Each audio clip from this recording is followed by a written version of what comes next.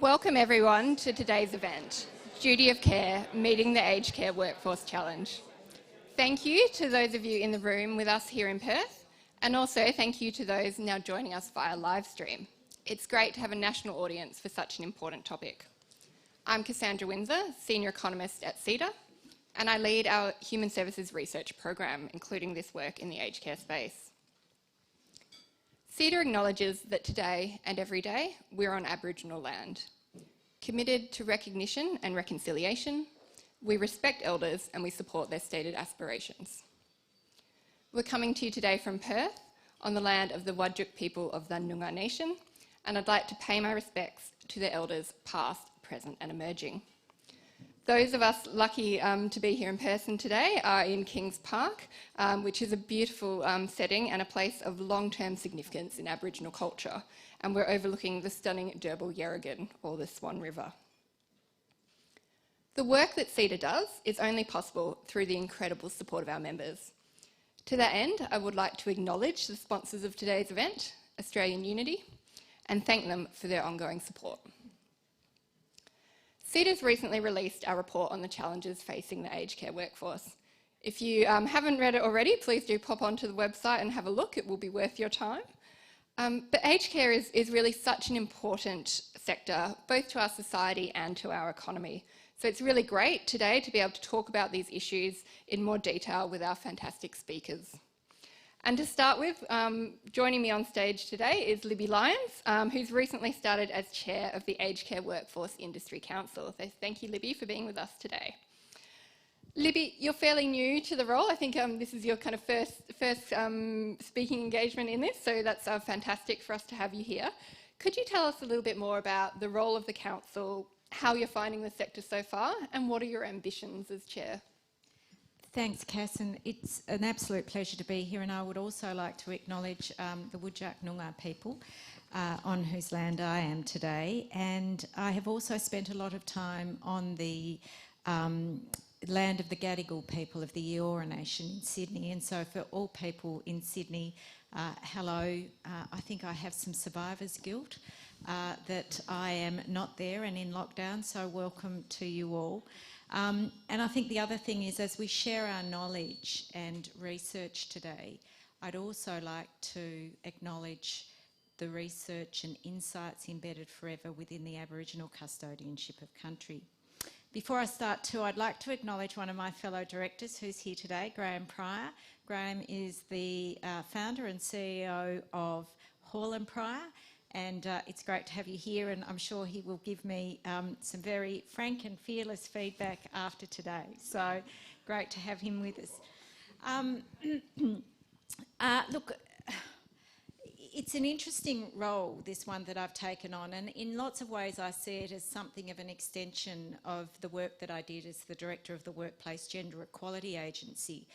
The sector, of course, is made up largely of females. It is a highly feminised sector and industry, and from the work that I did over the last 5.5 years, I know that sectors that are dominated by one gender or another are not as effective, they're not as innovative, and they certainly don't work as well as those that are balanced. So I really do want to see more men attracted to the industry.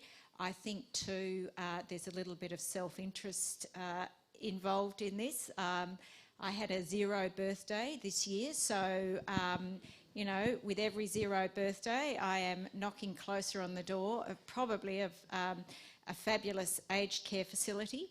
And as I say to my friends, I'm taking one for the team here. I'm doing my best to ensure, and on a serious note, to ensure that in the future that we respect and provide all ageing and aged Australians with the care and the support and to meet their ever-changing needs. And I think that as a nation, that is the least we should be doing. These people have provided their, they have worked every day to raise the generation that we are, and we should simply be respecting them and providing them with the most wonderful years of their lives as as they age. So there is a lot of that in there. So I think the council is an amazing body. It was established as a result of the Aged Care Workforce Task Force National Aged Workforce Strategy, known as a Matter of Care. And one of the recommendations in that Matter of Care report that came out in 2018 was that there was a body that was made up of providers, representatives of employees, and consumers. And that is exactly what the council, that the board of directors is made up of that. There is an absolute need to lift the bar on workforce, and it's a shared responsibility. There is no one group that has the leverage to be able to pull all those levers to make the changes that we need.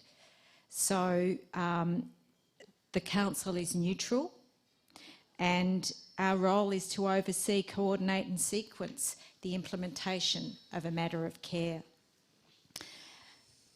There's a small team that works for the council. I think we're about 11 at this stage and will remain that way. And on top of that, we have an amazing board. And the directors are an incredible bunch of dedicated, loyal and committed people.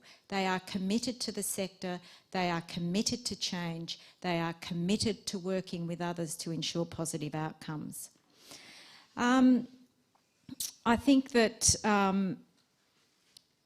there was a report actually released yesterday, and I'll go back to this business about the highly feminised workforce because it's one that is dear to my heart and something that we need to see changed. We do need more men engaged. The report actually came out yesterday, and it was the 2020 Aged Care Workforce Census, so a census of the workforce last year. 86% of the workforce in residential care last year were women. 86%. And 89% of those in home care were women. Now, look, I know we all have these ingrained views that caring is a woman's job. I'm sorry, that's a nonsense. The people that are cared for are not all women. And men would often prefer to have men caring for them. Women, all women, I mean, you know, we all have different views of who we want. The work of caring is not just for women, and we need to change that. I think that we have seen dramatic changes over the last 50, 60 years in Australia. Traditionally, care was provided by religious orders, often on a voluntary basis. In the 60s, the government stepped in and we saw a more professional and a different approach into aged care. So we have moved a long way, but we've still got a long way to go. So the opportunities are huge. The challenge is enormous. I don't underestimate that challenge. I love a challenge. Have I taken on too big a one this time? Time will tell. I think not. I think that we can do this. I think that there's work that needs to be done to bring government, employers and providers and workers together to ensure that we work to the common purpose of change. We have a once-in-a-generation opportunity to make change. The Royal Commission and a Matter of Care has enabled that for us. We now have to put our foot on the pedal, pull out all stops, and drive this cultural and structural change that we need to ensure that all Australians, as they age, have a fulfilling and happy time in their twilight years, if we want to call it that. So there you go. I think that's it in a nutshell. Thanks, Libby. Sounds like you're bringing a lot of energy to the role as well, which is fantastic. We have had a lot of focus on the sector in recent years. We've had numerous reports and inquiries, and most recently the Royal Commission. And the Royal Commission has highlighted a lot of the problems in the industry and a pretty huge amount of recommendations. I think we've got 148 in total, which the government has accepted to various degrees. The challenge now is in implementation and actually implementing these recommendations and providing that change that I think we all expect in the community, and whether that's for ourselves or for our family members, I think everyone is expecting that we will see that change. How crucial are the workforce issues, Libby, in able to actually achieve this change and provide better quality care? Without the workforce, we don't have a sector. So, I mean, it's pretty basic, isn't it? And we're seeing, attraction and retention of staff is a big, big problem for the sector at the moment. So, it's critical. It's crucial. You're right, the last 20 years have seen a big focus on the sector. We've had numerous reports. We've had the Royal Commission, we've had a Matter of Care, we've had the Productivity Commission's report in 2011, Caring for Older Australians. And in truth, we cannot change the sector without improving the workforce. We need workers that have the right skills, that have received quality training. They need to feel supported, but importantly, they need to feel valued. And I think this is one of the big, big problems that we have, that we do not value the work. As a community, as Australians, we do not tend to value the work that these amazing people do on a daily basis. Day in, day out, they're there, caring for our relatives. I would dare say there's not a person in this room today that has not been touched by the aged care sector, that hasn't had some interaction with the aged care sector. And we rely on these people, these wonderful people, to turn up every day to do this incredibly important and often hard work. But if you speak to them, the workers also find it very rewarding. But as a nation, we don't value them. And it's a bit like child carers. We don't value them either. And I can tell you here and now that a car mechanic needs probably the same sort of educational, I know they need the same sort of educational attainment as a carer, and yet a car mechanic will earn 2 or 3 times the wage of a carer in the sector. What sort of community are we living in where we value our cars more than we value our parents and our aunts and our uncles and our grandparents? It's a terrible indictment on us. So we need to make this change. We must make this change. There are all sorts of levers that we need to pull to make sure that the change happens. Again, I'll go back to the census released yesterday. For residential aged care, 66% of carers held a Certificate 3 or higher in a relevant field. A further 2% in that area were studying at the time, and in the home care, the proportion was just above 70%. So we've got a way to go. We need all these people trained, and they need to have access to quality training, because again, I think at the moment the quality of training is variable, and we need to make sure that we can get consistent, good training for everybody. The Royal Commission actually recommended that by the 1st of July next year, 100% of personal care workers should have a Cert 3 qualification. Somehow I don't think that's going to happen, but it doesn't mean we don't keep trying. And if we could at least get a fair percentage of those people enrolled in these courses, then we've made a good start. And I think I'll just finish that one by saying that you don't have to be a rocket scientist to know that without a workforce, without that frontline staff, without maintenance people, without administration people, we really do not have a sector. Thanks, Libby. The research that CEDA's recently released found that if we continue at the kind of current pace of growth of workforce in the sector, which is pretty slow, we could be short 110,000 direct care workers by 2030 and nearly 400,000 by 2050. They're pretty scary numbers, and they are based on actually pretty conservative assumptions and not taking into account things like worsening attrition rates in the sector due to COVID, which we are hearing from some providers. Libby, what are you hearing from the sector about their challenges with the workforce, and what's kind of driving some of these issues? Firstly, can I congratulate CEDA on the fabulous report. As with all CEDA reports and research, it's of such a high quality, but not only is the data there, not only is it high quality, but it is easy to read and understand. And I think that that is so important. And if you haven't read it, please do yourself a favour. It is an excellent report, so thank you so much for that. The sector needs more and more of this sort of research, and we need to push the numbers and the information out there. We need to educate the community.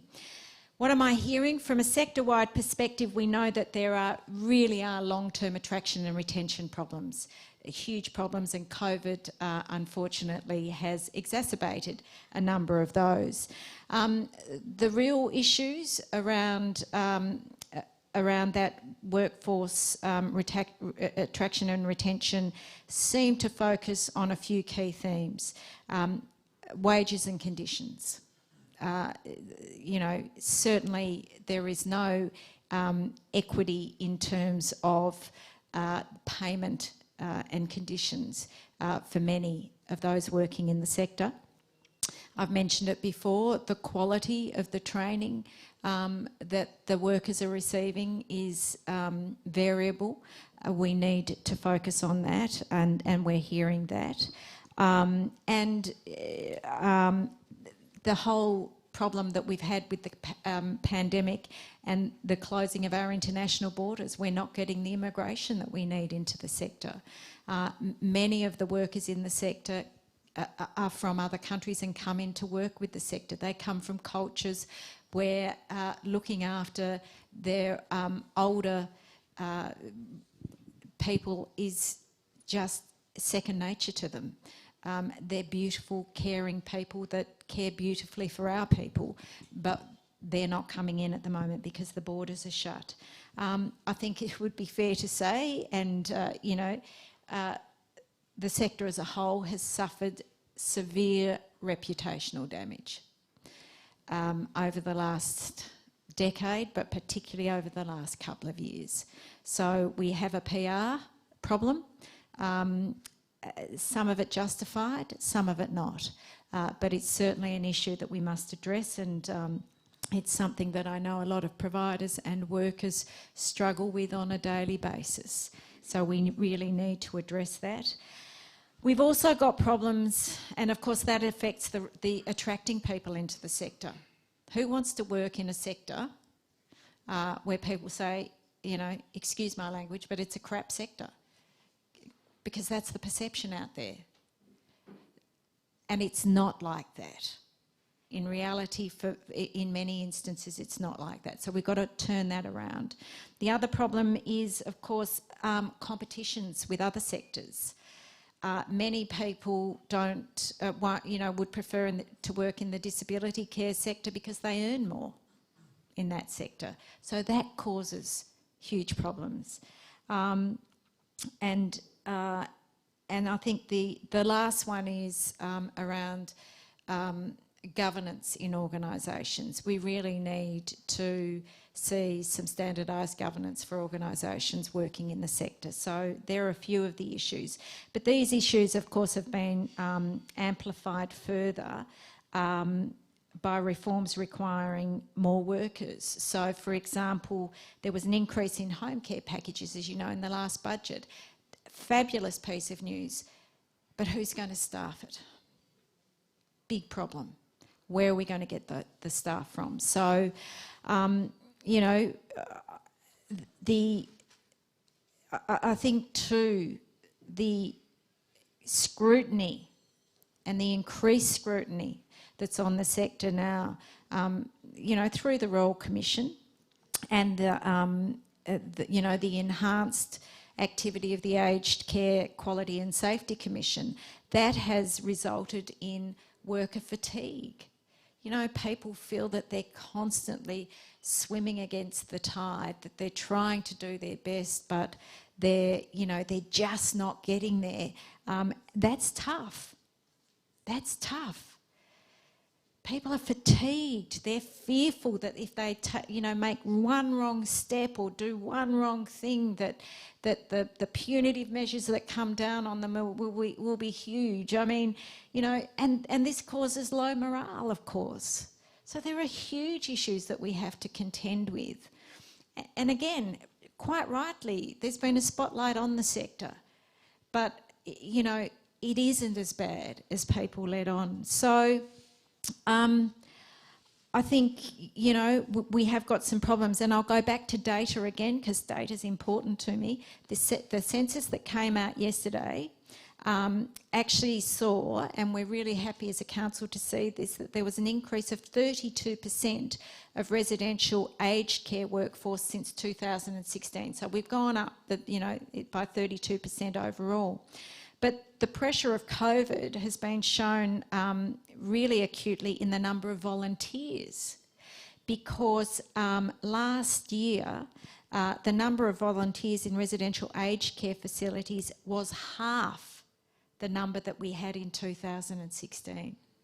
So, and again, why would you volunteer if you think you're going to be walking into, a sector that's not up to par?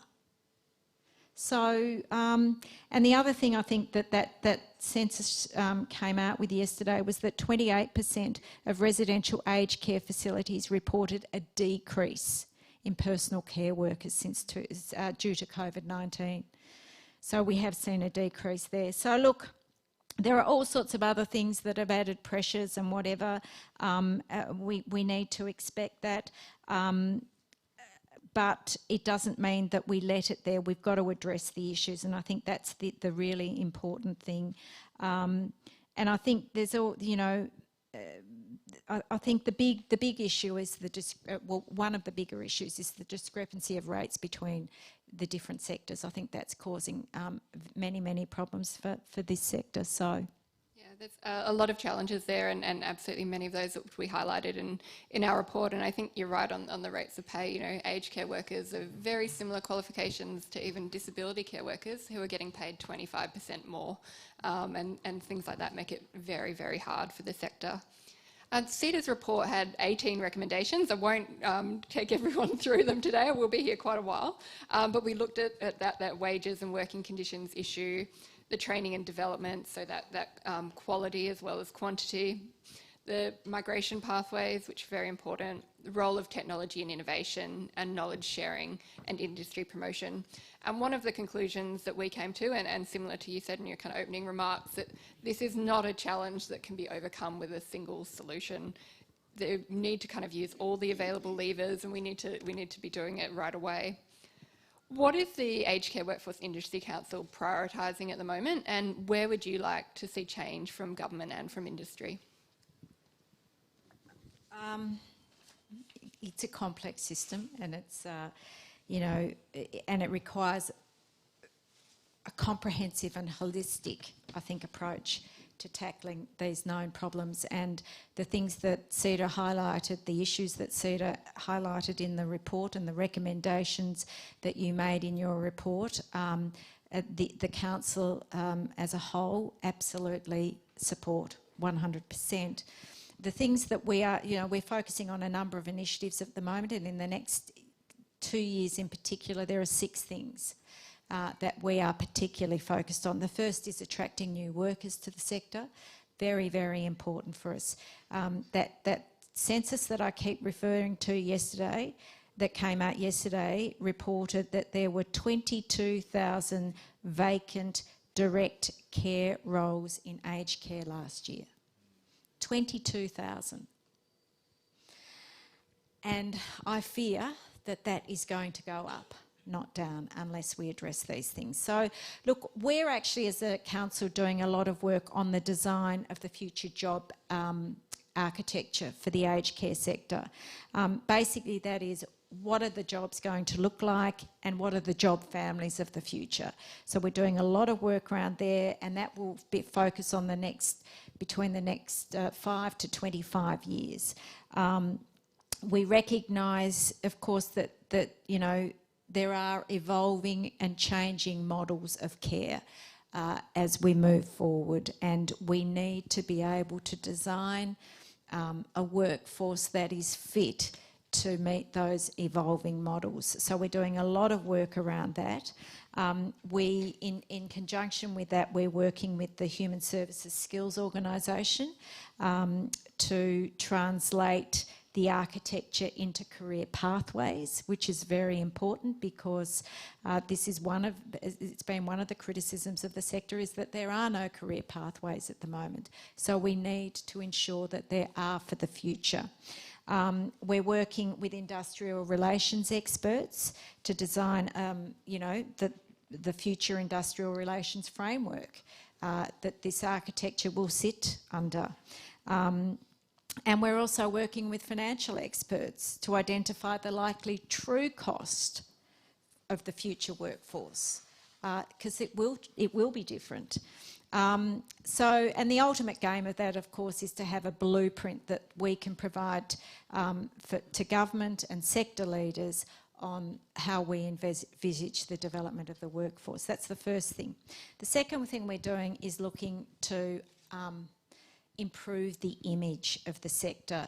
You may have noticed in March of this year, the council launched the first part of a campaign called Bring Your Thing, and it was focused to engage younger people in particular, but not just younger people, but people who had been affected by the pandemic, to bring their thing into the sector, particularly those who had lost their jobs or whose hours had been reduced in the retail, hospitality, those sorts of sectors. So we were focusing on the transferability of skills, and skills are transferable, particularly if you're working in IT or finance or comms or something like that. So we had a campaign, we pushed it out through social, we partnered with BuzzFeed on it, and we got some really quite hopeful results out of that. We also targeted men, particularly younger men, particularly those that were looking for a career change.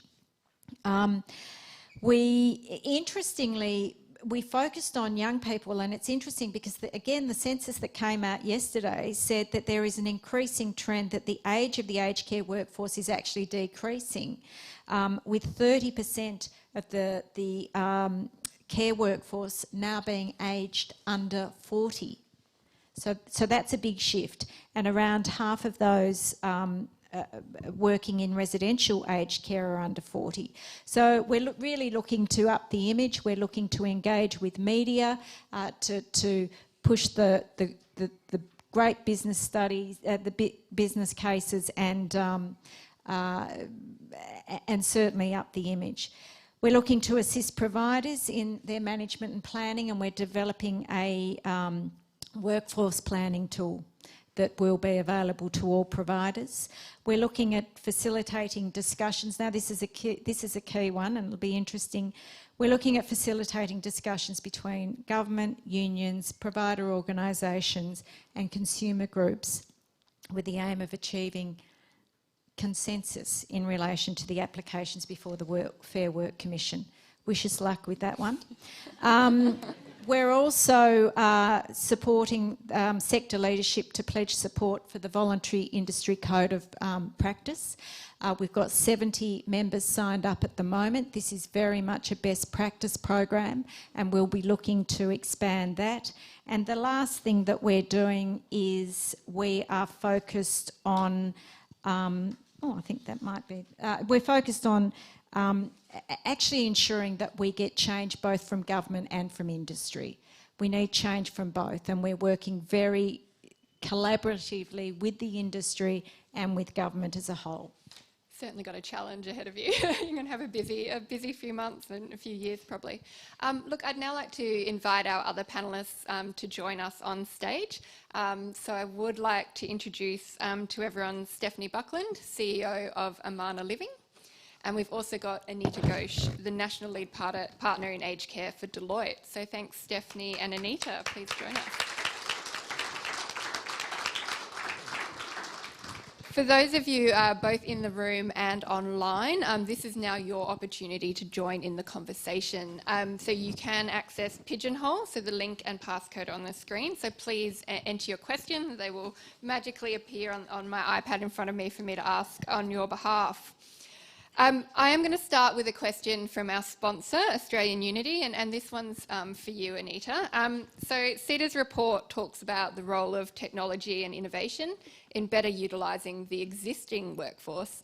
Anita, you work with a lot of aged care providers in your role at Deloitte. What are some examples of how digitisation and innovation can improve operations, and how do these capabilities impact the workforce? Thanks, Cassandra, and look, a great pleasure to be here today, and also for Deloitte to have had some input into CEDA's paper. Congratulations on the paper.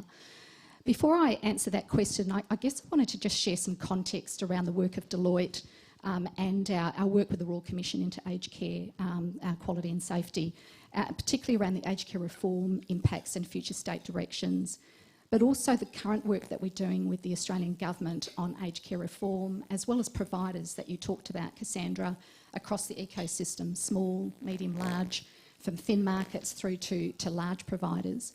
But our colouring around this is also very much framed on the work that we're seeing globally as well.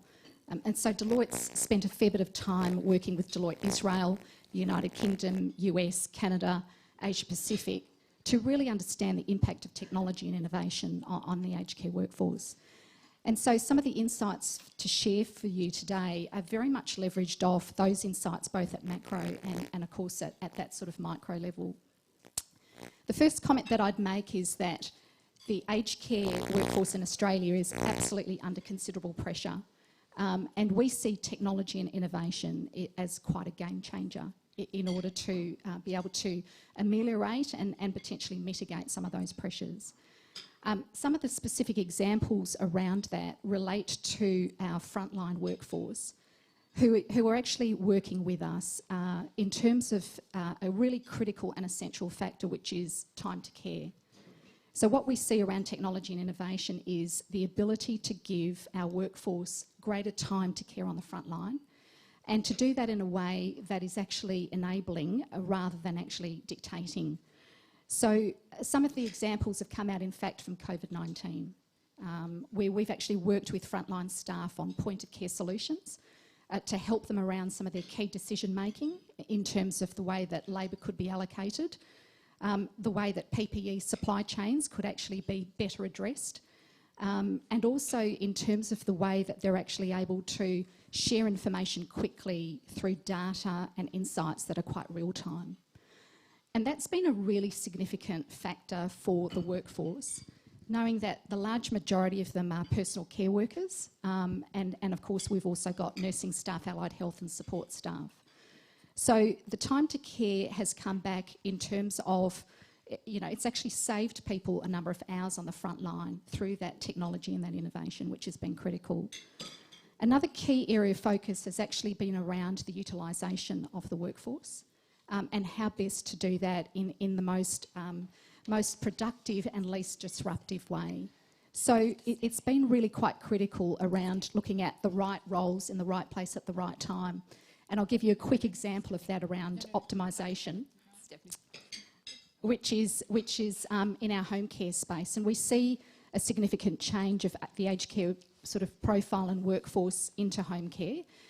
Service delivery optimisation has been really critical with mobile workforces. So the work of Deloitte working with our clients has actually been to provide real-time modelling and real-time support around data and analytics to help workforces be deployed to the right clients at the right time in the right way.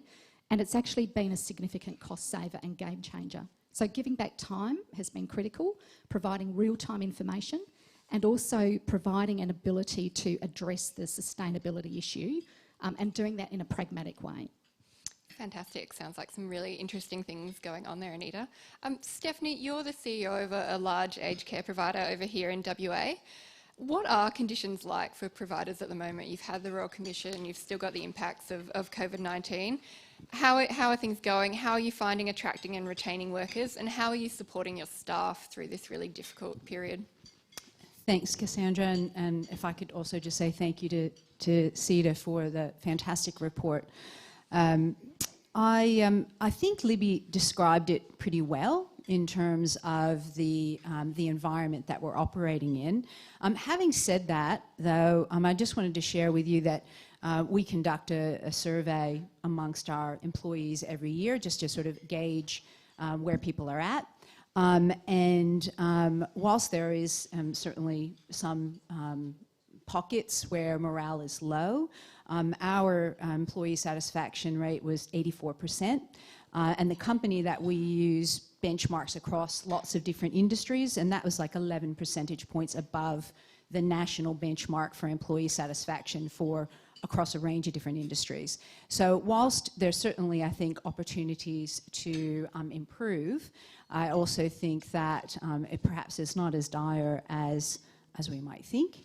I am a glass half full sort of a person though. I think one of the key insights that came out of that report, though, in terms of feedback from our staff, were their concerns about workforce and workload. So we have found it more difficult to fill vacancies when they arise over the last 12 months. I think, Libby mentioned immigration. A very large percentage of our staff were born in another country than Australia, including myself. And so whilst those immigration numbers have decreased, that means that we don't have people who are new to Australia coming into our workforce, and that has presented a challenge. We've done a lot of work in our organisation to, as Anita mentioned, I suppose professionalise our rostering, both in residential aged care and also in home care, which has assisted us to make sure people are deployed in the right place at the right time, and that helps to address the workforce pressures. And also a lot of work to make people know, help people know that they are appreciated and that the work that they're doing is appreciated. So every opportunity that we have to celebrate our workforce, we're doing it, including through an extensive awards program and little things like, for example, a thank you for all of our, monetary thank you actually, for all of our staff who've had the COVID-19 vaccine. Fantastic, that's great to hear. Libby, we've got some questions coming through on Pigeonhole now, but please keep putting them in or voting them as well.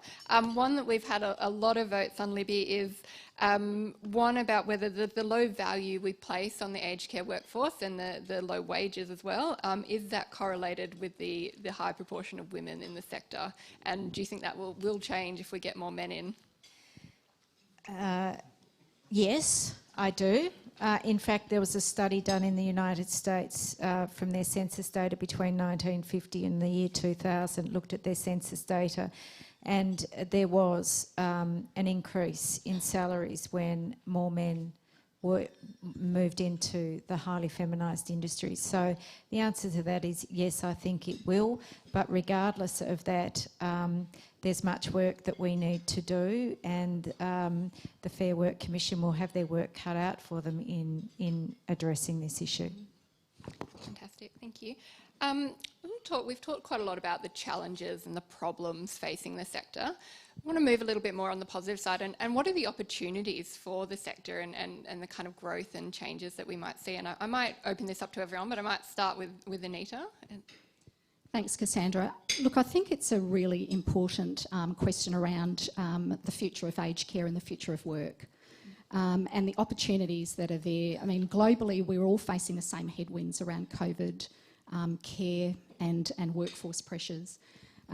But there's an opportunity to look at innovation, to look at technology, and to also look at models of care, and to do that within the context of sustainability. And I do think that there's an opportunity for us to firstly share leading practices better, because there is a lot of global insights and practices that we at Deloitte have been curating and harvesting that can be shared, as well as our other alliance partners and within the industry.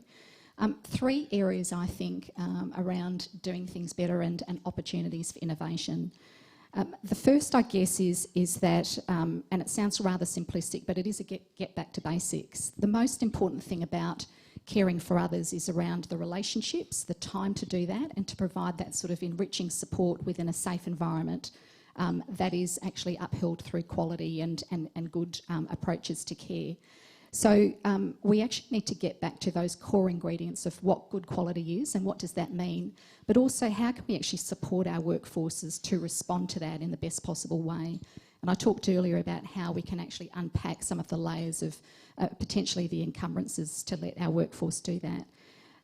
But the second area around opportunity is that there's tremendous opportunity for partnering and relationships around partnering, and we're seeing that already in the ecosystem. It may just be COVID, but there's a lot more consortia approaches to research, translational research and innovation, and also some of the sort of applied aspects around learning and opportunity for growth. So I think collaboration and partnering is really critical as another area of focus.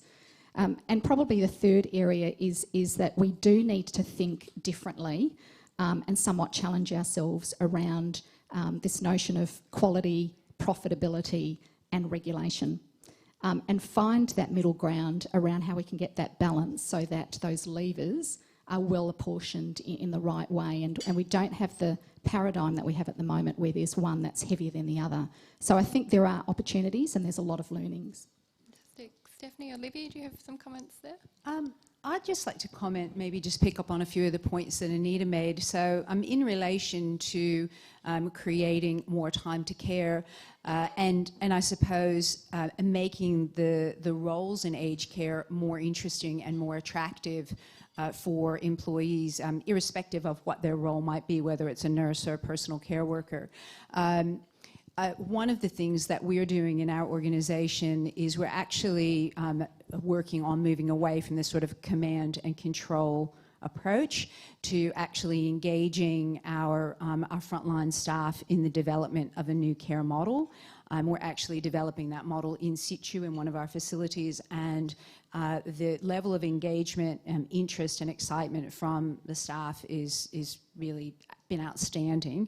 And I think whilst this is something that's probably an approach that's used in lots of other industries where people on the front line are engaged in their work, I don't actually believe that it's something that is traditionally used in aged care or healthcare settings. I think we're a bit old-fashioned in that way, and I think there's a real opportunity for us to harness the power and the interest and the ideas of our staff a lot more than what we do.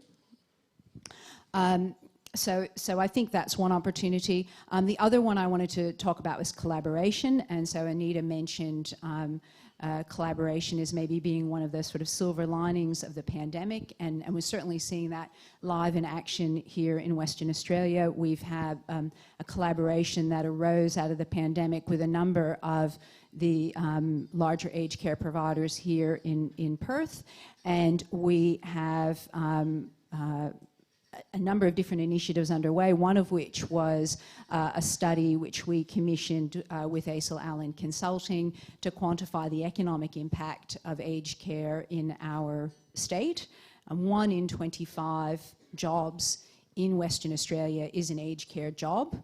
I found that pretty astounding, and that the aged care sector in Western Australia actually employs more staff than Woodside, BHP and Rio Tinto combined. So, and I found that quite astounding as well. But little known because it's in a sector that's made up of so many smaller employers. One of the other things that we are collaborating on is a research project led by the Brightwater Care Group and UWA. And that research project is focusing on the impacts of the pandemic on our employees, and particularly on culturally and linguistically diverse employees. You know what? This is our time. This is our time. We're in the spotlight. Let's make the most of that. Let's make every post a winner. But we've got to work together. We've got to make sure that the messages around change are communicated very broadly. We need to make every Australian understand that they have a stake in this.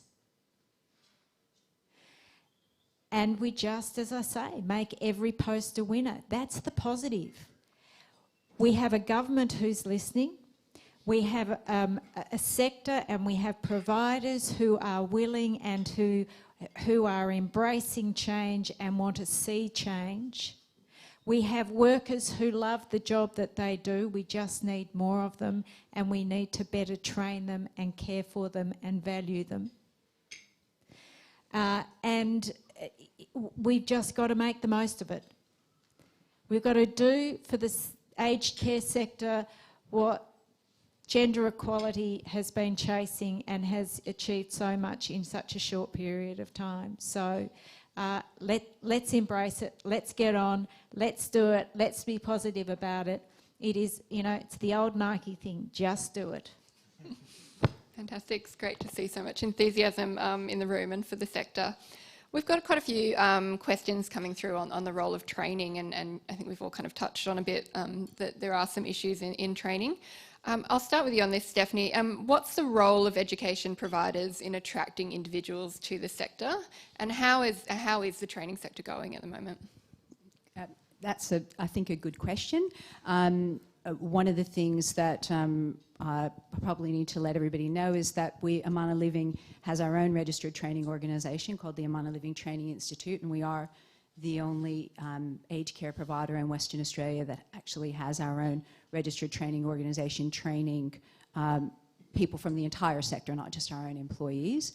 I think the training sector, I was asked that question actually not all that long ago by one of the senior executives at the Department of Training and Workforce Development, and my comment actually was my observation was that the training that's being provided in our state is actually quite good and of a high standard, whether that's TAFE or whether that's a private provider. However, the issue is we don't have enough people who are interested in doing the training. And I'm not talking about our own employees, I'm talking about people who are perhaps interested in coming into the sector and might be thinking about it. One of the things we've turned our attention to in our organisation is traineeships. So that is attracting people to come work for us who might not have a certification or qualification or any experience in aged care, but have the right attitude, the right work ethic, and the right sort of passion for providing care, and then we put them through a 12-month traineeship. At the end, firstly, they're employed the whole time, so they have a job, and at the end of it, they come away with a certification. So it's a win for us, and it's a win for the employee. So that's something we're really turning our minds to. I think there's a tremendous opportunity to be attracting young people into the sector, so high school leavers, into the aged care sector or caring sector more generally. And in order to do that, we actually have to portray the sector and the jobs and the experience that people will have in a positive way. Fantastic. And we need to focus on attracting young men. I actually think that's a really good point.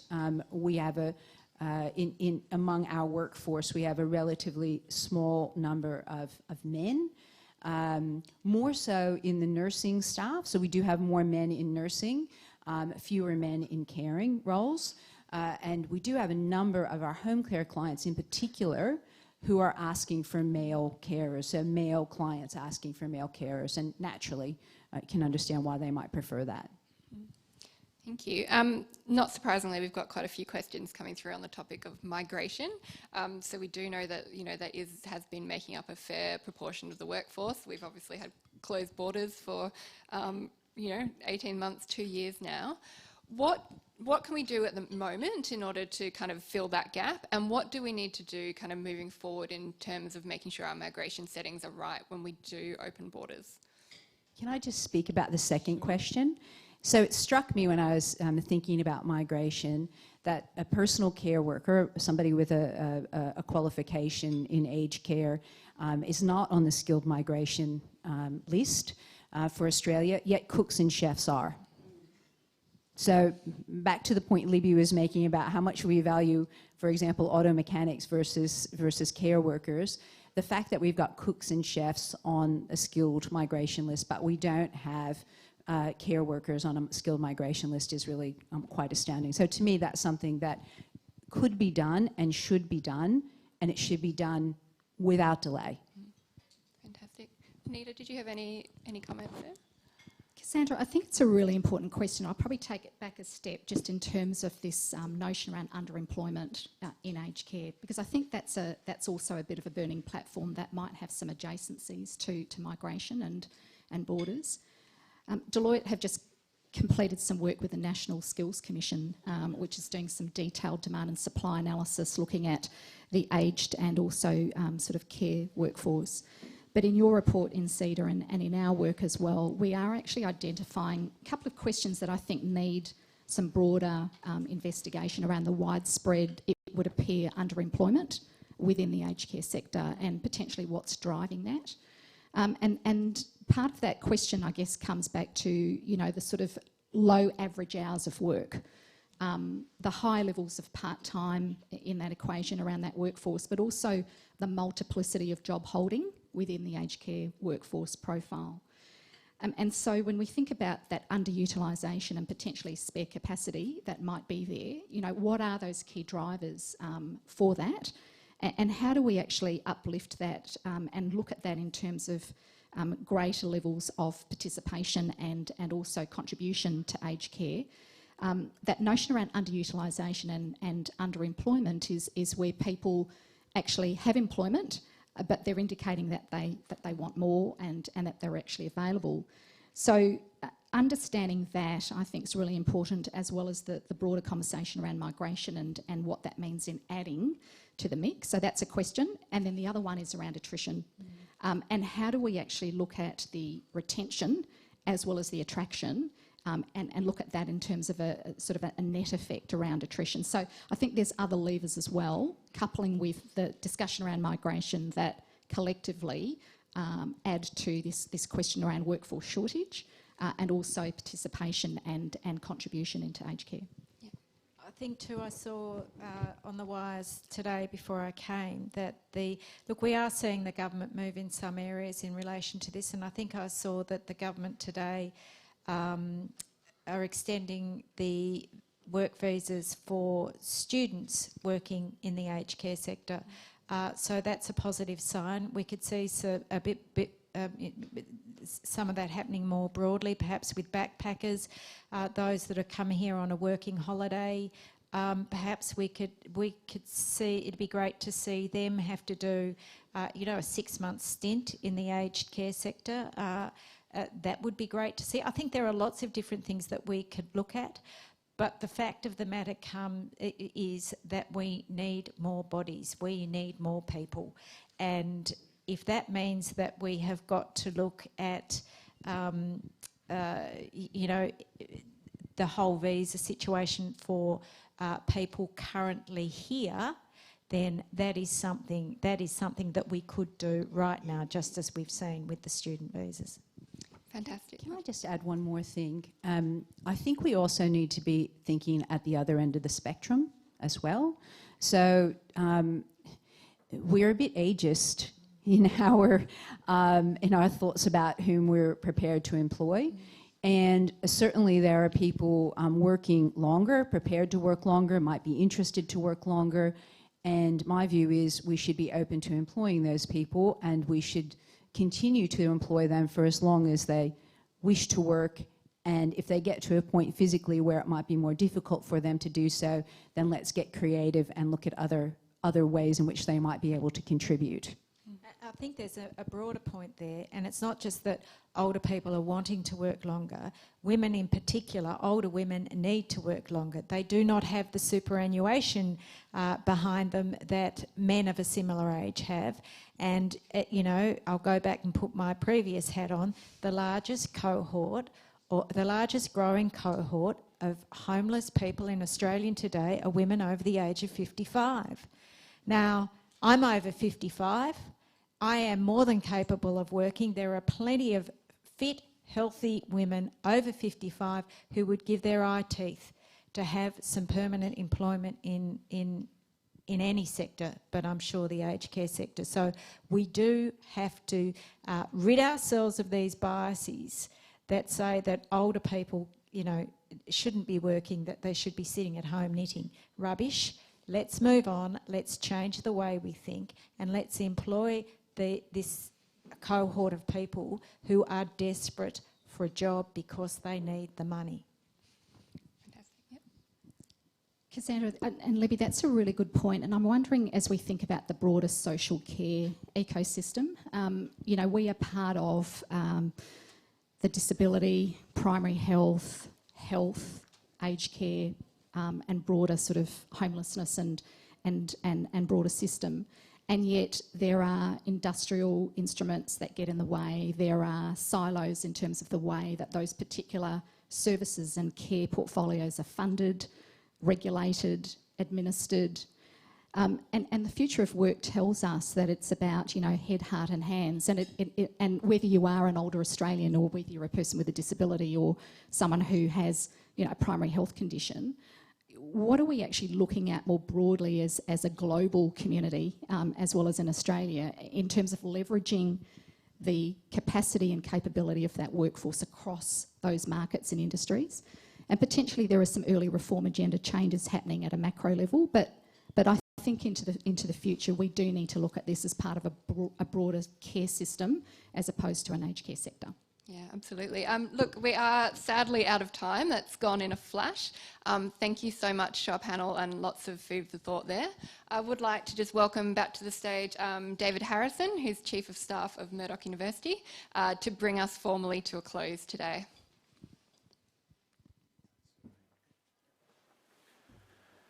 Cassandra, thank you, and it's now upon me as the final task to move a vote of thanks. But before I do, I thought I'd summarise very succinctly a lot of the territory that's covered. And I firstly thank all our panellists for the passion, candour and optimism of which they've spoken today. I think that has added to the richness of the conversation, but also given us a very valuable insight into where their thinking's at, but also where the sector is going.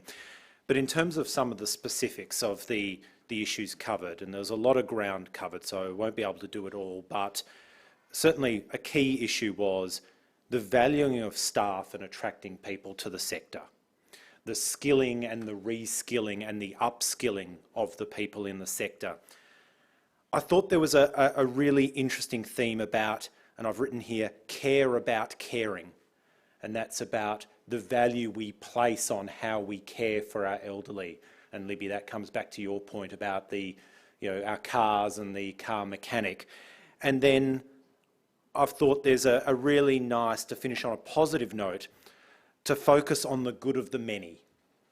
So yes, there's been an attraction or a focus on some of the more unsavoury elements of late, but that shouldn't diminish from the excellent work that so many and the majority in the sector are doing. So focus on the good of the many.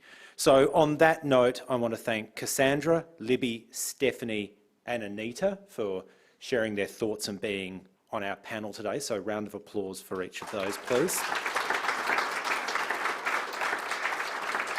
I would like to thank all of you, whether you're here in person with us here in Perth or viewing around the country. Thank you for joining in and participating in the conversation. We greatly appreciate it. Of course, we need to thank our sponsor, Australian Unity. Thank you again. Your support is greatly appreciated. And now, without further ado, we have the issue of the survey, and the screen's gone blank. Hang on, here we go. We've got it here. So the question we posed via Pigeonhole was, what technology is the most important for the aged care workforce? So we have a tie. So if you haven't voted, well, you only have yourself to blame for not casting your vote. So it was shared between the answers of digital rosters and shift management and digital health records, both at 42.1%. Coming in second was remote monitoring equipment. Oh, the results have changed. Oh! It's proof that this is live. Okay, you can see it on your screen now. So we now have a clear winner at 45%, digital health records second, remote monitoring equipment at 15, and poor old assistive lifting technology didn't quite crack a mention. I know, we feel sorry for them. Please use Pigeonhole to rate your experience today. Hopefully it's been a positive for one. Oh, it's moving again. Okay. I need to bring the Electoral Commission in for this. Polls have closed. And then finally, there are a number of more excellent CEDA events coming up in the next little while. It'll probably come up on the screen shortly, but the next one is on the 22nd of September, an event close to my heart, the WA Vice-Chancellor's Panel. Certainly plenty to talk about there. On the 7th of October, Growing Minds, Growing Economy, about childcare in the workforce, closely related to what we've talked about today.